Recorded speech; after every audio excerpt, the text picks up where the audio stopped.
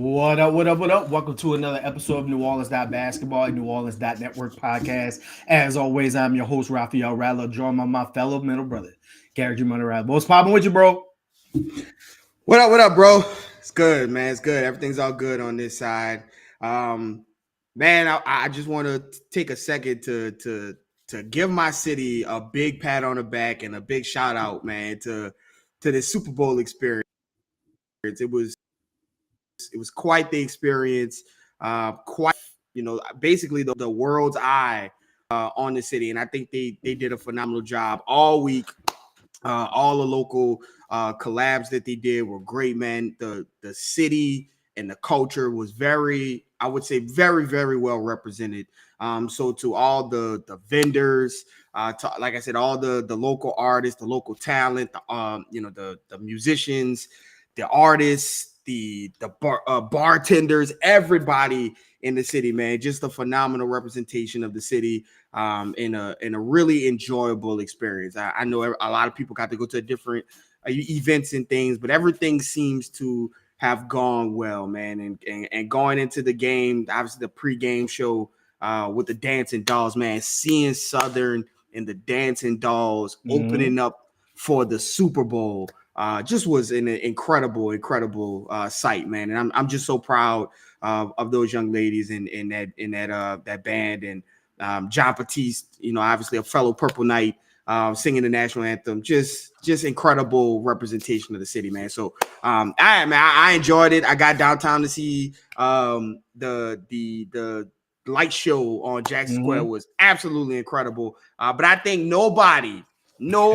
represented this city and had most fun than Jameis Winston. He put on a better show for the Super Bowl than the Kansas City Chiefs did. And for that, big shout out to Jameis, man. I am. If you wasn't a fan of Jameis before this week, you definitely left the Super Bowl as a Jameis fan, and I'm looking forward to seeing wherever his endeavors are after he finished football, because that man knows how to create content. But man, it was an excellent show and an excellent weekend, man. And I'm glad it's over, because the city was a little overpopulated, but it was a fun experience nonetheless. How's everything on your side? Everything is blessed. It looked fun. I had so many people call me and ask about, like, what's going on? What's Jameis doing? I was like, first of all, if you paid attention to Jameis's career from the start to the finish, this man has a long career in some type of entertainment and something on television. His live needs to be 24/7 recorded, because he is just pure entertainment for everyone involved. But the other thing about Jameis is, like, he actually cares. Like, he's just goofy and quirky about it. He cares so much, and that's why the city showed him so much love back on the other side. But yeah, the Super Bowl was not fun. But shout out to Kellen Moore as the new Saints head coach. So shout out to him for that. But the Super Bowl was awesome in the city. And again, that's a huge revenue driver for the city. So you got to love what it brings to all the small businesses in the city. And it also brought a distraction from the Pelicans, who have lost now 9 games in a row again, and just traded their second best player away to Toronto and things like that. So we wanted to hop on today and talk about David Griffin's press conference. We haven't heard from Griffin in a while. It's crazy, because in a couple seasons ago, you used to hear from Griff like every other game. He'd hop on the mic in the middle of things. Now he just kind of backs up a little bit every now and then, but this was one that he had to talk about. So he holds his press conference today to talk about the Brandon Ingram trade, to talk about the things that are in motion with the Pelicans, because again, this is a monumental shift. This is a new era of the Pelicans. They are growing in a different direction than they have since the inception of David Griffin and the initial AD trade and the Zion draft and things like that. So he starts off the press conference and he references some of the things. I want to call them out to you and get your opinions on it. So he jumps in front of it in typical Griff fashion and talks about how, there's been other examples of gap years like Memphis last year, and how they're still a young team and now they're excelling and talented. And he thinks that there could be a situation for the Pelicans to be in that similar position going into next year as well. Then he talks about the Brandon Ingram situation and how, why wasn't there a trade this summer and how there was no market this summer for them to do a deal. We've been talking on this podcast all along. Griffin's one of those guys. He's not going to do a terrible deal. Like, he's not going to lose just for the sake of losing.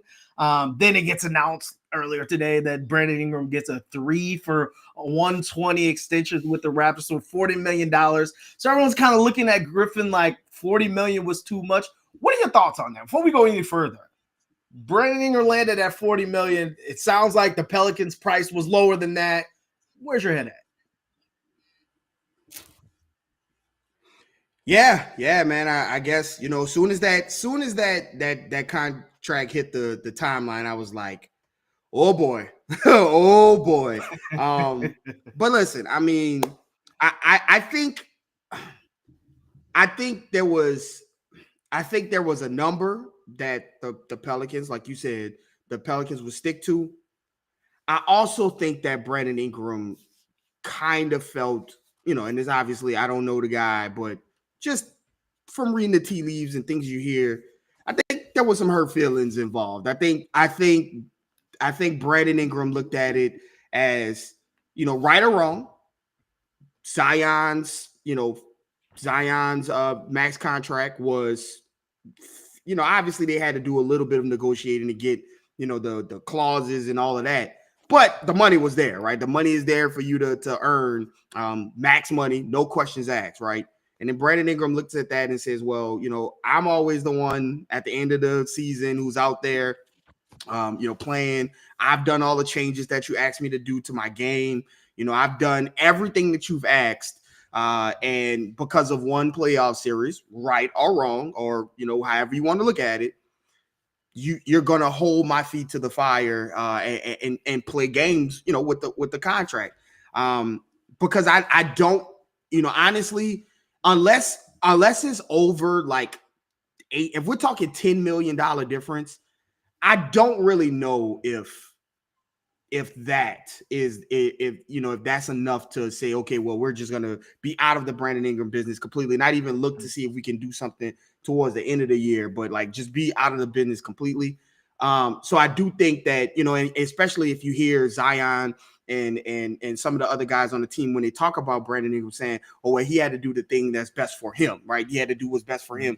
Things like that. That reads as Brandon Ingram had some kind of input into, this situation resolving itself the way it is. And so, I think, good for Brandon Ingram to get, 2 years of money locked up, and then he can hit the free agency mark again, when he turns 30, and that'll be a good time for him to hit the market as the revenue will go up.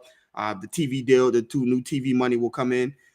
As far as the Pelicans go, I do think that at some point, with so many injuries over the years and going through the same things over and over again, and the emergence of Trey Murphy and what Trey Murphy can bring to the table next to Zion and next to potentially whoever this pick is, which we talk about that.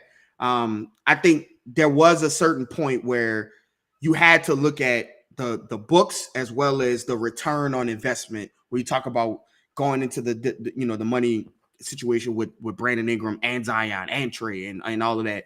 And so, and having this other pick and then other people who need to be paid at some point that'll fall in line with that Brandon Ingram contract had you sign him to one. And so I do think that there was an opportunity for the Pelicans to say, okay, listen, this is the line. And if this isn't what you want, then, go find another team. We spoke about it on this podcast a lot.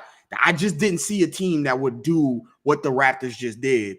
I still don't know what the Raptors are really doing with this team. Like, maybe, they'll make some other moves. But I did not see a team coming in this aggressive for Brandon Ingram and then be willing to give him the money that the Raptors gave him. But I do think that this is a good, a good piece of business or good decision for the Pelicans as well as Brandon Ingram. The Pelicans need to see how far they can push the envelope with this Trey Murphy Zion pairing. And unfortunately, even going into this season, we were talking about well, who's going to come off the bench? And everybody was like, well, CJ and Trey, or Trey but it always was Trey, right? Because always Brandon Ingram and Herb's first team all defense. And you're not taking Zion out the lineup. And DeJounte came here to start. So like that leaves a center, like unless you're starting Zion as a center. So it was always Trey. So now Brandon Ingram gets the opportunity to do what he, and earn money, the money that he thinks that he's able to go to a team that's going to value him as the 2-1 option, whatever it is. And the Pelicans get an opportunity to stay, keep some financial flexibility for down the line. And they get to see what this new Trey Murphy era, as the 1B or the Robin, whatever you want to call it. I do think it's good for both teams. Yeah. I mean, for both parties involved. Yeah. I agree. I think this is one of those rare scenarios where it's probably best for everybody, and to your point, and Griff alluded to it in the press conference today. There's so much love and connection with Brandon Ingram. And you could tell, to your point, what Zion said and Trey said, like they didn't actually think he would go. They didn't actually think he would go get the money. But again, this is their livelihoods. This is their career. If you worked at the Shell gas station down the street and they said there's somebody else willing to pay you more money, everybody around you would say you go get them more money, right? And so this is just one of those situations where there's a team aspect involved. And unfortunately, it's just the dollars and cents then the line. And so he gets the opportunity to show what he's made of in Toronto, and he showcased and get the money that he wants. I don't know if $40 million was on the table this year or not. To your point, there's a lot of people that need to be fed moving forward, and who knows what else you accumulate along the way. So again, there was an obvious kind of move there. Now, I think the biggest part of all this, and David Griffin kind of alluded to it, is you never got to see it, right? You never really you got 0 minutes of DeJounte, Brandon Ingram, and Zion. You got 0 minutes of Trey, DeJounte, Zion. You got 0 minutes of anything. So if you were going to go into the situation where let's see what we can do in the front half of this season, then we get to the deadline to determine, are we going to go in the text for the first time because we have all this talent on the team? You never got there. So the decision almost was easy at that point of what you were going to do moving forward. Now, a more difficult decision, and something that Griff also talked to in this press conference, was defending the coaching staff, the medical staff. He wanted to, the first thing he jumped out and said is, don't put the blame on the medical staff. A lot of these injuries were things that you could not control, right? He alluded to it, and it was point blank about some of the injuries in Zion's past and maybe other players' past have been within control, have been with things they could have done better at. But some of these things are freak injuries that they couldn't have controlled. And so don't blame them for keeping Zion on the court 70 games last year, and then this year blame them for doing the exact same things. He also said that about the coaching staff, which we've talked about.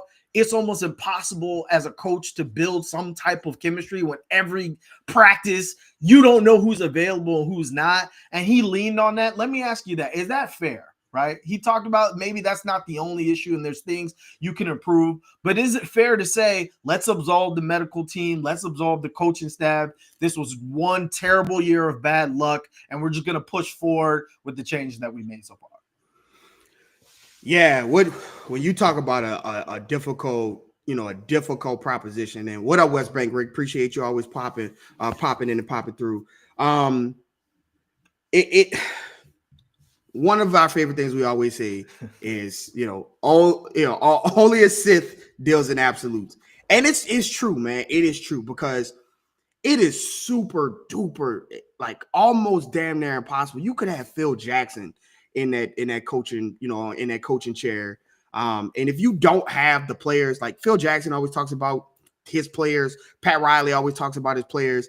Even the best coaches now, right? Joe Mazzulla talks about, I just sit and coach. Like, these are the guys that go out and do it. It is very difficult to go out and try to stop Shai Gilgeous-Alexander with, Jamal Cain. Like, it doesn't matter who's available. Now, what he did say was that there are things that could be done schematically. We've talked about that. I've mentioned it ad nauseum on here about, there are things, right? Yesterday was a perfect example of how Zion was off the floor. Trey was on the floor basically by himself. No CJ out there for shooting. Everyone knows this, including the defense, right? And they continue to try to run screens for Trey Murphy. And OKC just has so many switchable defenders that, like, yeah, you switching Shea off of him, but like you're switching with Lou Dort. Jordan Hawkins is coming center screen. So you can't run that same predatory wing offense without everybody there. So there should be some kind of like, okay, well, look, here's some backdoor cuts. Here's some down screens to get lobs at the rim for Eves and, you know, things like that. Those are schematic things that we're still waiting to see the fruits of that. But it is difficult to try and kind of instill that if nobody's there, if no players are there, you don't know who's there. So again, it's a fine line to walk, right? And the thing about the NBA is that it's a you know, results driven league, right? If you aren't winning, I don't care about if you won Coach of the year before, you can get fired. JB Bickerstaff gone, right? Monty Williams signed the biggest contract in coaching history. Pissed all of the other coaches off. Like, he got that, fired him the next year before the deal even got a year old. So it's a result-driven league. But even in that, it's difficult to measure Willie Green because every year he's gotten better, more wins each year, except for this year when everything just went wrong at the exact same time. So it's a difficult proposition. Do I think Willie Green is the final coach, like the championship coach? Probably, in my opinion, probably not, right? I think that he does other things that are really, really great. But is he like the worst coach of all time? Like, you know, sometimes is given to him. I don't think that either. I don't think he's the worst coach. I think there are far worse options out there that you could go. And these guys, they play hard for him. It's not like they don't play hard. They're competitive in most of the games that they're not playing a top one defense and a top one offense with no shooting and no available. They're competitive in games. And again, this is a year where if at this point right now you're watching the Pelicans, like, they need to win these games. Why aren't they winning these games? That ship sailed a long time ago, right? And so now, you know, you just need to see, you know, some of the things that could translate over. And fair or not, right? Everybody has their opinion on Willie Green, and it's one of those situations where he's super polarizing, where you're not going to make me change my opinion, and I'm not going to make you change your opinion on him. But I do think that, you know, there are things that he needs to get better at and that he needs to work on. But I also can see with my own two eyes that watching the NBA for the 25 plus years I've been watching, that if you don't have good players on the floor, you're probably not going to win a game. Last time we had this kind of conversation, we asked people who would you want as the front office? Who would you want as the GMs? Who would you want as the coach? And we got comments about Orlando. Well, Orlando is cratering, right? Because they got their guys back, but they aren't healthy. So do you still feel the same way about Jamal Mosley? These things change, right? They change throughout the time, right? But what doesn't change is the fact that, like, you have superstar talent, and these guys have to be available to be on the floor before you get any kind of snapshot and can make any sweeping, you know, judgments about this team, about this coach, about anything. The medical staff, I'm not a doctor, so I can't tell you anything about it. I'm not gonna comment about that. Can they prevent, you know, Lou Dort, Brandon Ingram from landing on Lou Dort's foot? I don't know. I don't know if that's something that's preventable. But if it is, then go get the guys that can prevent that. Otherwise, I don't really know what to say about that. I just know that right now, holding Zion, the minutes restrictions, everything is bad for the business, bad for this year, but good for the draft. And so that's that on that. But you know, I do think this team has a lot of talent on it. You know, they have former All-Stars on it. They just need to be healthy. Whatever it is that you need to do to be healthy, I think that's what the Pelicans need to do. If there's nothing, then, you know, go continue to get this and get the pick for next season. Right. The thing I look at, and again, to your point, I think it's almost impossible. Like, not just the Pelicans lost in the first round of the playoffs without their best player. Giannis didn't play, so the Bucks lost. Like look around the league. Everyone who didn't have their best player didn't make it out the first round, and so you expect some of that stuff as well. But to your point, like, I think every coach has a different skill set, just like a player, right? Willie Green obviously is a great motivator and is able to connect with these young players in a way that other coaches that are maybe older in stature that have come through this building haven't been able to, right, in certain ways. But to your point, I still think that there are ways that he can improve. And the way that you typically do that in coaches is about surrounding yourself with people who have skill sets that you don't have, right? And so people looked at James Borrego and like, let's bring him in. Well, he's on the coaching staff. So like, is he not a part of the offense being driven and things like that? And so like, you can't absolve him of blame and say he's the better choice and things along those lines. And so like, I just look at it from that standpoint and say, okay, this is your year of excuse, right? With a built-in excuse with 9 of your rotation players being hurt, all that stuff,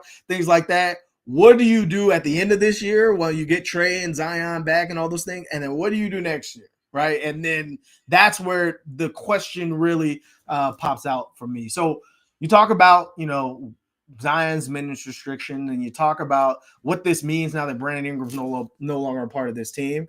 Well, during David Griffin's press conference today, the resounding theme was that there's a lot of belief in Zion, right? And from everything you've seen on the court so far in 2025, there's a lot of reason that makes you think maybe they should be leaning this direction for better or for worse, even though the past 6 years have yielded 0 playoff appearances from here. But what are your thoughts on the situation? Like, is it Griffin's basically attaching himself to Zion and say he's either going to make my job secure or we're both going to be out of here? So what are your thoughts on the situation? Yeah, it again, Zion is an incredible basketball player. Like some of the stuff that he does on the floor, you watch it and it's like, how did he do? He has 40 and how many minutes? And so, when you have a talent, again, we talk about like levels to the talent, right? When you talk about, like the superstar, the most elite of the elite, they affect the game in ways they do the scoring, but they affect the game in other ways. And, AD did a great point of a great job of pointing out yesterday. Like when Zion gets the ball, there are like 10 eyes, and really, because all his teammates are looking at him too, there's like 10 plus eyes on him. And he just affects both sides of the ball in a multitude of ways. And so when you have that kind of talent, and they have baggage with them, right? You talk about injuries, off the court stuff, personal stuff, weight stuff, whatever the case is. You're never ever going to get the return on that type of talent, right? Even look at Luka, right? Luka's a perfect example. They traded Luka, which was still jarring right now. But I would say that trading Luka for Anthony Davis, Anthony Davis, Max Christie, and 1 first-round pick is not equal value of Luka Doncic. I think we can all agree to that. What would have been equal value for Luka Doncic? It's hard to kind of come up with that because of what he sees on the floor. Now, Dallas will tell you he's fat, he's lazy, he don't do nothing, he don't come to practice, he don't play defense. All of the reasons that you would be like, I probably should avoid that guy. Like, if those are the same things that Zion has been, some of the same things that Zion has been blamed for, right? And so people have been like, well, get rid of Zion. But the basketball world is like, you traded Luka, but Dallas is saying the same exact things that people are saying about Zion.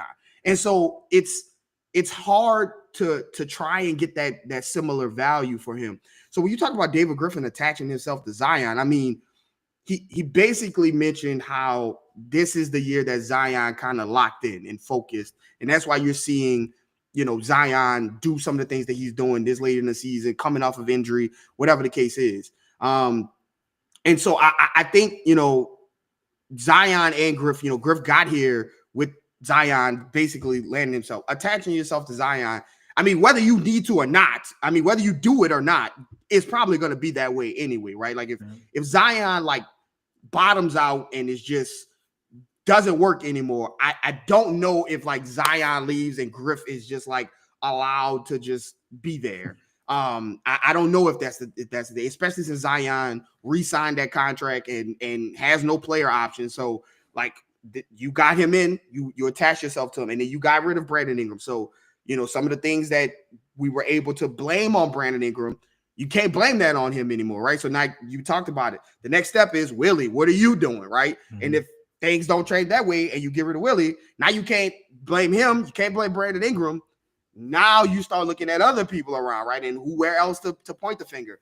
And so I do think, like, whether he wanted to or not, he is attached to Zion, whether he said it out loud or whatever. I think he is.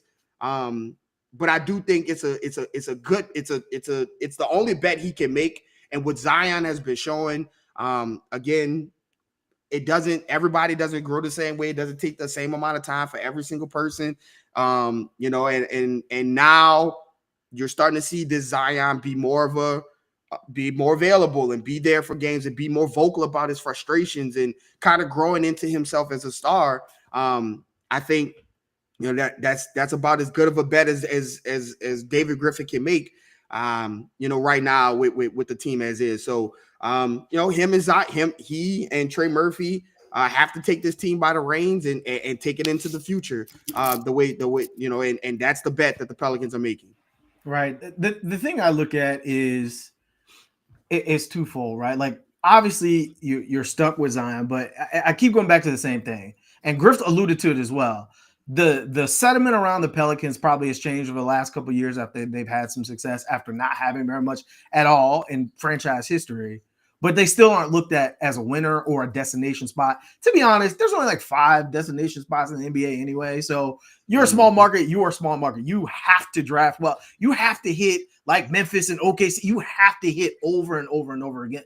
So I keep going back to the same spot. The likelihood that you find another talent after having Anthony Davis and then having Zion again and then going to another one in a small market, the likelihood is just so low that you're almost stuck with, you got to see this through with this 21-year-old kid who's learning how to be a superstar one way or the other, because you're not going to get that talent back. And the only way you do is if you find it in the draft. Well, they just so happen to be in a position to get a top 5 pick this year. So maybe you find another guy that says, this gives us more options. But right now, you just don't have a whole lot, right? You're dealing with the helm that is dealt from that standpoint. So I think it's one of those things where, and you and I talked about it earlier in this year, I think the injury design this year was a little bit different than previous years, where I do think he has turned the corner a little bit from a maturity standpoint, from a conditioning standpoint, and the hamstring happened to be a victim of Circumstance this time around. And so it was just bad timing. And now you're seeing it. You're seeing the best Zion you've ever seen on both sides of the court from a conditioning standpoint and things like that. Now you want to see it through the rest of the season, but really you want to see what happens this summer, right? When you get a full summer just to train and you know that the weight of the franchise is on your shoulder. There is no more Brandon Ingram. How do you come out? And so like that's what I'm looking for from a player like Zion. So we talk about the Brandon Ingram trade. We talk about the things that entail. What we haven't talked about is what the Pelicans got back. So Kelly Olynyk, Bruce Brown, you and I talked about it last pod.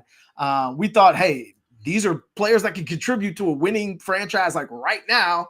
This could be a reroute to get more assets and things like that. And David Griffin today came out and said, that's not what this is. This is looked at for more than just this season. This is looking at something where we needed more vets. I see it in the comments, and you and I have been talking about it all season long. The Pelicans are an extremely small team. They feel like the little brother in almost every single game where they're fighting and tipping the ball up and trying to get rebounds, and nobody's talking. Kelly Olynyk, as the center that just got traded to the Pelicans, immediately becomes the biggest player on the roster. And Kelly Olynyk is not a player you think of, oh, that's a traditional big, right? So they're struggling in that way, but outside of just their experience, their skill set, and things like that, I actually do kind of see what Griff is talking about. I think Kelly Olynyk could be really good for a player like Ease, for a player like Carlo, to learn the tricks and the trades and the IQ of learning the game on the fly from that standpoint. And Bruce Brown has won a championship, so he knows what winning habits look like for a locker room that we just talk about playing OKC.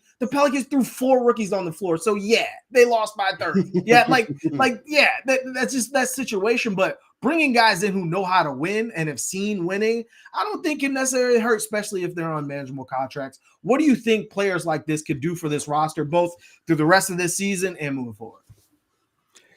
Yeah, the Pelicans have a lot of guys who are good at things, but they're thin, right? Like even Eves is thin. Mm-hmm. Like Herb is first team all defense. He's thin. There's just a lot of thin guys on the team. There's not a lot of of bulk on the team outside of Zion. Really, there's not a lot of bulk. And so first things first, Kelly Olynyk.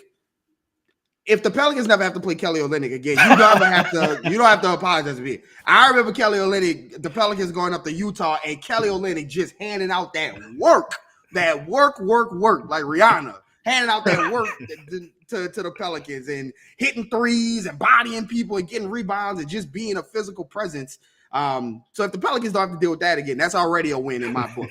But you're watching the Pelicans kind of experiment, right? Willie's experiment with things. And one thing we're seeing now, which is crazy, because if you've been listening to our podcast for, since the day one, my day one listeners, we've always talked about, like, it felt like the Pelicans needed to shift everybody down a spot, right? On the lineup, right? Like BI was a 3 because he was tall and you try to play him as like a stretch 4, but really he's like a 2 guard that can play, that's just happened to be the 3. Zion, everybody wants Zion to be 10 rebounds, Charles Barkley, but he plays the game like a guard. So, like, maybe you should shift him down to that. And now you're starting to see that Zion has been playing the 3 now, right? You see him against OKC. Willie went 2 bigs to start the game, right? He went Carlo and Eves to start the game. Well, Kelly Olynyk is a guy that can come in and play the 4 or the 5 at a really good pace. He can spread the floor. He can rebound. He'll help out with the rebounds. And what I mean by help out with the rebounds, that even if he doesn't rebound, he's a great box out guy. Like, he boxes out the guy. Eves can come in and get the board. Zion can come and get the board. He boxes out. He uses his body well to box guys out. And I think that is what, David Griffin talked about being the worst rebounding team in the league over the last 15 years. It's been terrible. Been a not great rebounding team. And so Kelly Olynyk can help with that, right?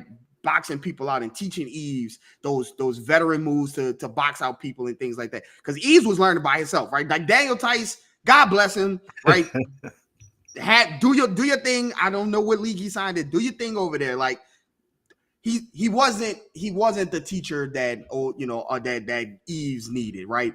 Kelly is a guy that can come in and help both Carlo and Eves at that point and still contribute on the floor by stretching the floor and rebounding. And Bruce Brown is a guy that, again, God bless Javonte Green, right? Like he has given it his all. I think he's being put in the Larry Nance situation where you're asking him to do a little bit too much, a little bit thing that this probably isn't. This is out of your wheelhouse, and taking a lot of shots and guarding the best player. Like I don't think he's that.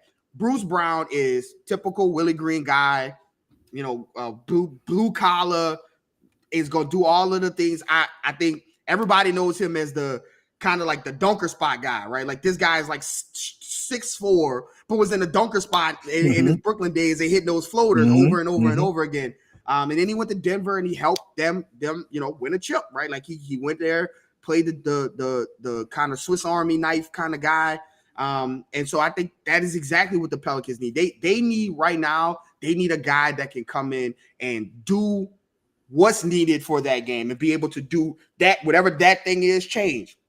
Bruce Brown can hit threes. He can play defense. He's a great cutter off the ball kind of guy. He's a dunker spot phenom that can stay in that dunker spot and cause a lot of damage there. So you can plug him into different ways and kind of be that Najee, Javonte Green kind of guy that you need just to kind of cover all the bases when you need him. Not a superstar by any means, but a star in his role. And I think that's what Bruce Brown is going to bring in. Look, he talks about, Willie Green talks about them, not being a 1-year thing.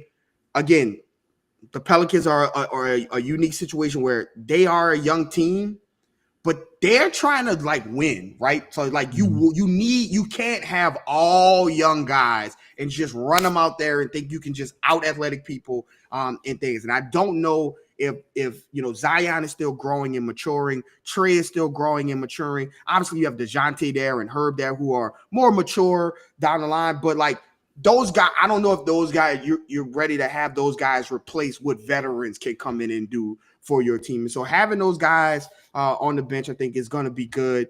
And then push come to shove, you get these guys under Kelly Olynyk to be a tradable asset again. we've heard people say this is a long term. I remember Julius Randle looking the media right in his face. It was like, yeah, no, I'm going to be here for multiple years. And he was not, spoiler alert, he was not in New Orleans for multiple years. So I've seen people say stuff all the time, and then, different things happen. These are guys that can be traded. They will be at every point in time. There's going to be a veteran team that's going to be looking to add a floor stretching big in Kelly Olynyk, a guy like Bruce Brown who can do anything. So if it gets to a point where these guys are doing the veteran thing but not really contributing because whoever you just drafted is killing it, and Zion is killing it, and Trey is killing it, and Herb is killing it, and DeJounte, hopeful for his return to his previous self, post Achilles is going to be a rollback for him. But maybe those guys are cooking and you don't need them as much. You can trade those guys. Those guys will have value next season and beyond. So I do understand what the allure of these veterans are and what they can do now. I understand why you want to puff up the acquisition and say, hey, this is something that we want, a long-term relationship. I've seen it happen before. I've seen it not work out like that. But these are guys that are easily tradable if you need to. But I am excited for what they can do for the team, both on the floor and off. Yeah, I agree. I think that David Griffin talked today about just being more bigger. The league is getting bigger. Right, Anthony Davis, well, knock on wood, hopefully he's okay, but he wants to play the floor like Chet is now playing the floor. The league is getting bigger, right? Like during the Warriors phase, everyone got small to match up and beat the Warriors. Now the world and history works in circles, right? Now everyone's getting bigger again. Pendulum swing. Exactly. Mm-hmm. And so now you're looking to gear up and get bigger guys. And while Bruce Brown's not a bigger guy, he plays a lot bigger. You talk about Larry Nance, and I feel like Kelly Olynyk is a better positioned Larry Nance for this team and how this team is set up because of his ability to floor space when you were trying to turn Larry Nance into a floor spacer. But I feel the same way about Bruce Brown. Like he's like we talked about off the pot, like a Josh Hart, a guy that, again, would be great on a championship team, but not someone you want to over rely on at any point. So bringing those guys in to help mentor your super young roster while you go draft another high lottery pick along the way, and then seeing what next season looks like, to your point, it just gives you more options than what you had before in that scenario. So the last thing I want to talk about, I think is the most important thing that Griff referenced in today's press conference, was just his belief in the young core, right? Like obviously this press conference was monumental because of the departure of Brandon Ingram and what that means for everyone else. And he kind of alluded to like, hey, we are been forced into a developmental year because everybody's been hurt. So we really don't need to change anything down the stretch. Just keep playing people. But the bigger thing and the bigger picture, and part of the reason why he kind of floated around it, but part of the reason why Zion's going to be on a minutes restriction, I think it's kind of smart because, like, you're really not trying to win a ton of games and things like that, but you still want to see what the roster looks like. It's his belief in the young core, his belief in Bryson Graham's ability to draft well, right? And they're uniquely positioned right now to collect one of those top picks and to build off Trey Murphy, who he called whose ceiling he called boundless, right? I don't know what that means, but does that mean that could he be the one option one day? Yves Macy, who they want to see more aggressive. Jordan Hawkins, who they want to see and get him more rhythm, get more shots up the back of the year. We talked about BJ Boston and Brandon Boston last time. He said that they're going to get him a contract so he can play at some point in the next, soon, things like that. You want to see more Carlo. You want to see more Antonio Reeves, who had a 30-pointer early. You want to see all these young guys that, again, you have faith in and you think that, can build into something, but aren't there yet. Here's my question from that standpoint. We just talked about having a super young roster, but still having mega nova talent in Zion and who knows what type of talent in Trey Murphy, and still trying to win now.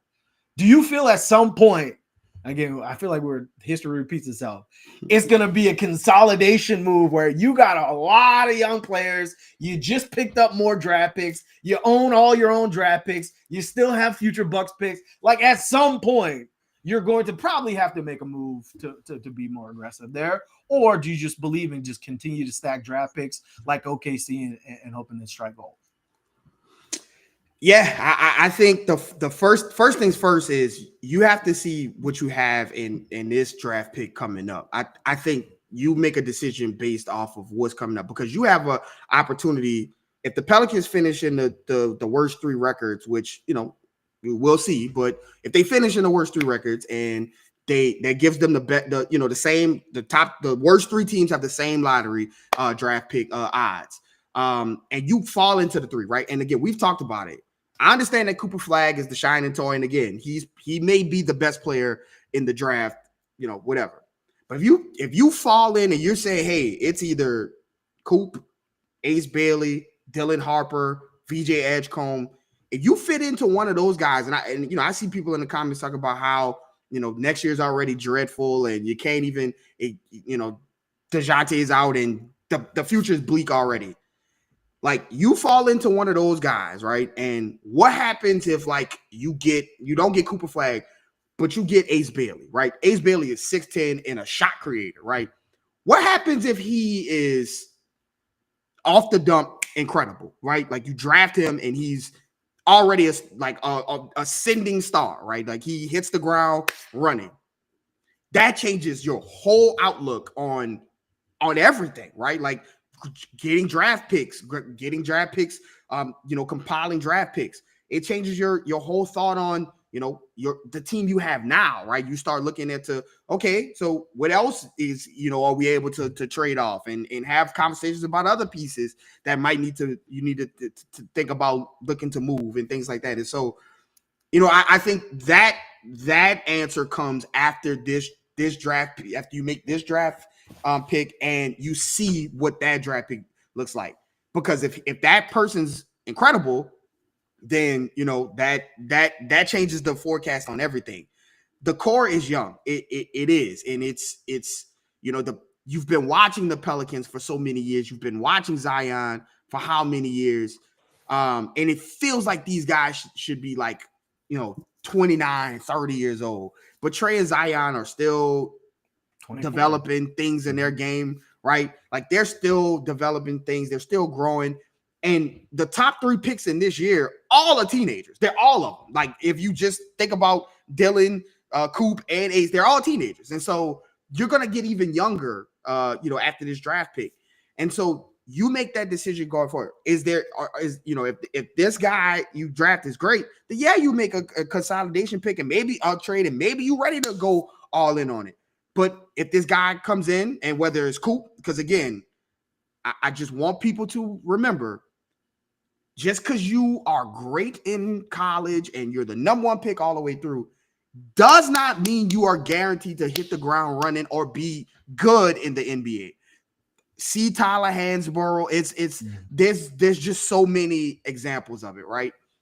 And so if you get this guy, and let's say he takes the Scoot Henderson route, where there's a year where he's having a rough year getting adjusted, and now look at Portland, look at Scoot, like he is putting some things together.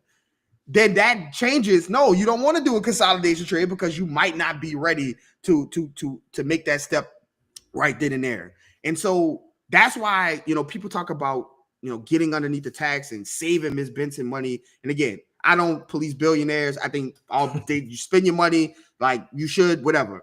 But it's not just the luxury tax you are preparing for. You're preparing for obviously the aprons, but also the repeater tax. You don't want to start the repeater tax. Even if you wanted to go into the luxury tax this year, you don't want to start the repeater tax next year and the year after. You want to kick that down the line as well, because there's a luxury tax and then there's a tax on the tax when you do it repeatedly, called the repeater tax. So this is why, again, it's frustrating to watch. I get people's upsetness. I get people's anger. I get it, right? You sit and you want this team to be great, as bad as you can. But circumstances sometimes don't allow that, right? And so what you have to do is make sure you are taking care of the business that is in front of you, the hand that you are dealt, and you're making the best decisions moving forward. David Griffin mentioned Bryson Graham's ability to draft and his front office ability to draft. Again, we've said it time and time again on this podcast. I understand if you want to blame Griff in the front office for all the bad things, I am with you. Go ahead and do it. You have to give them credit for Trey Murphy. Trey has spoiled people where this guy is just good. He's just gonna happen. Like, they could have not drafted Trey Murphy. They could have drafted. They could have drafted someone else. but they drafted it. They drafted Herb Jones. Like they drafted the Yves Messi. Jordan Hawkins has obviously still got time, and people talk about like it could have been Cam Whitmore. Okay, that's fine. You could give that. That's fine. Whatever. But it's so difficult to hit in the draft is a crapshoot, and for the Pelicans to say, okay, in the whatever years Brandon Ingram has been in New Orleans, we've gotten Yves Messi, we've got Trey Murphy, we've got Herb Jones, we found Jose, we found Najee Marshall. Yeah, we missed on Kyra Jackson. If you want to call Hawk a bust already, that's fine. You won't give it to fine. But they also found Nickel, right? Like they and Nickel's a contributor now, but when he was with the Pelicans, people were like, he's garbage, needs to go. And now look at him. So you have to give them some credit for the people that they did find. And if this is the guy that has gotten you Trey Murphy and gotten you, all of these different guys, and then also gotten Zion on a team-friendly contract, got Trey Murphy on a team-friendly contract, got Josh Hart on a team-friendly contract, got just signed a lot of really good deals. Some of these guys are making $50-60 million a year, and the Pelicans don't have any of those guys. And if you look at their roster, they got some pretty good guys on their roster that other teams will want. And so this core is what it is, and you're going to add another teenager to it at the end of the year.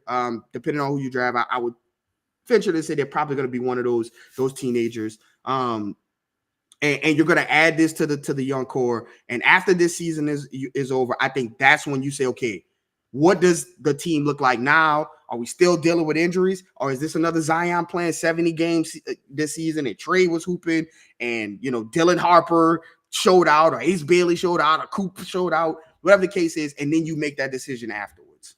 Right. I look at it, and the same way we started the pod, we will end it.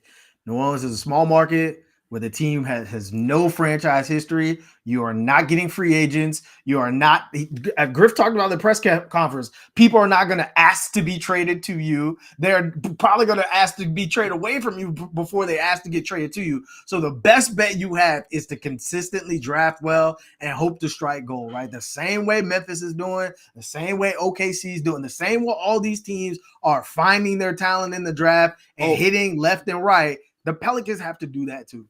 So you're telling me that Nico's not going to call Griffin in the middle of the night and offer Luka Doncic? That's not going to happen? Okay. That don't happen to New Orleans? Okay. I can't even get on the Nico stuff. With that being said, that's all we got left for you. Again, the Pelicans have just under 30 games left, a couple games left before the All-Star break, which they desperately need a second to kind of reinvent themselves a little bit. What you got left for the people as we close out? As always, you never know what people are going through, so give someone a smile today. It is. You got the back-to-back with the Kings, and and then it's the All-Star break. And man, like you said, I think the Pelicans need that break to come soon to shake off, the super, whatever, all of the stuff. They need the break to shake all of it. You can't pick something. You need to take all of it.